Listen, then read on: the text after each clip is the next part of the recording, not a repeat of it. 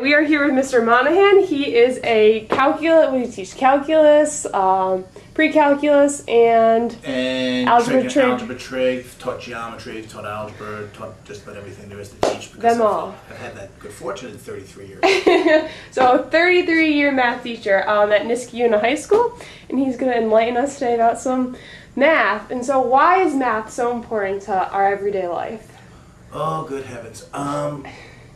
Everything we experience, we try to describe. Sometimes we use colorful words, but in a lot of instances we use numbers. How old are you? How much? What's your average? How much money does the best baseball player make? What are all those things that we use numbers for? What's the highest temperature today? What's the lowest temperature today? How many inches of rain did we get? Is that going to cause a drought?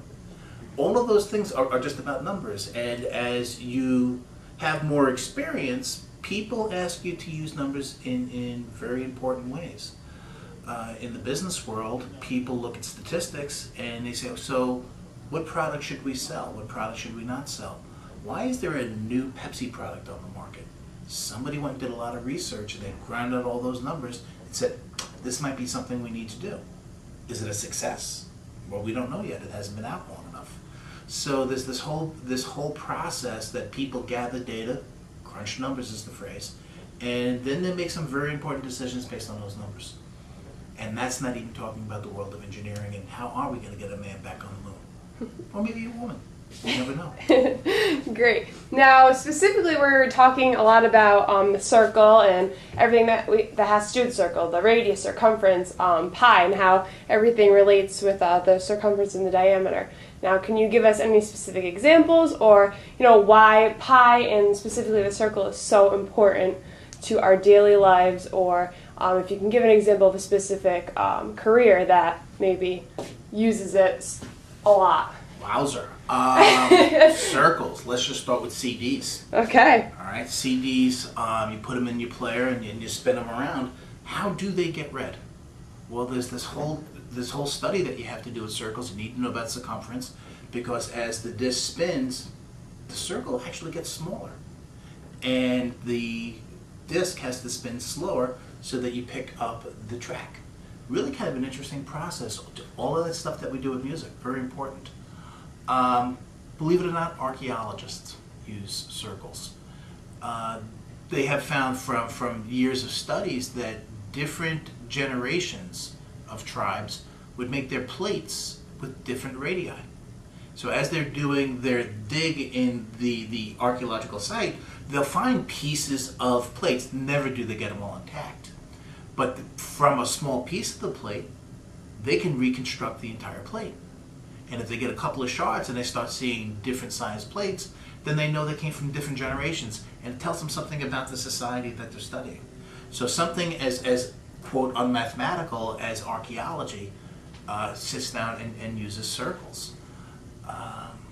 Wow, where else are we using circles these days?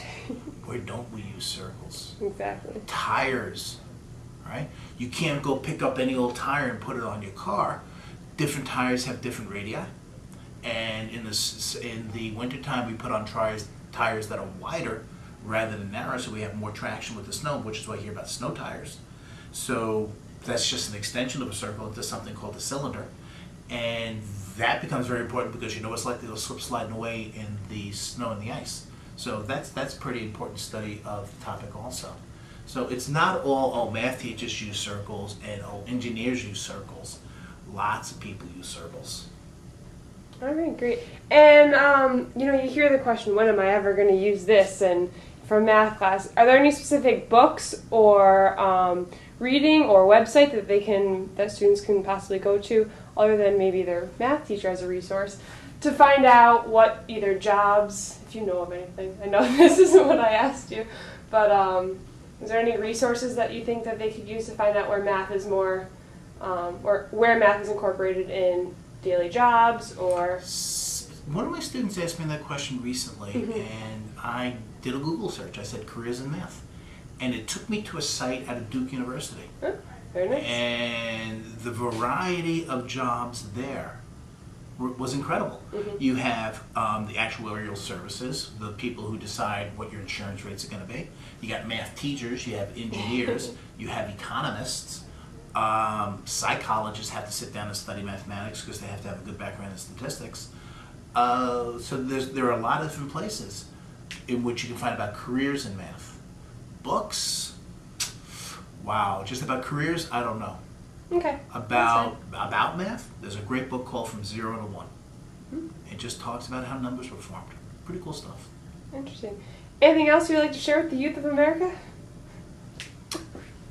Mathematics is an important part of your education. You don't have to like it all the time, but you got to tolerate it, because as soon as you graduate and become employed somewhere, you're going to have to know about numbers, and you have to have a sense of number. So enjoy it. It's really just a fun thing to play with. Yep, you have to do some of the grind of the homework, no doubt about it. But when you start doing the really cool mathematics, the stuff that's really used, awesome. And that's what you're headed for. I hope you enjoy it. Great. Thank you so much, Mr. Monahan. You're welcome.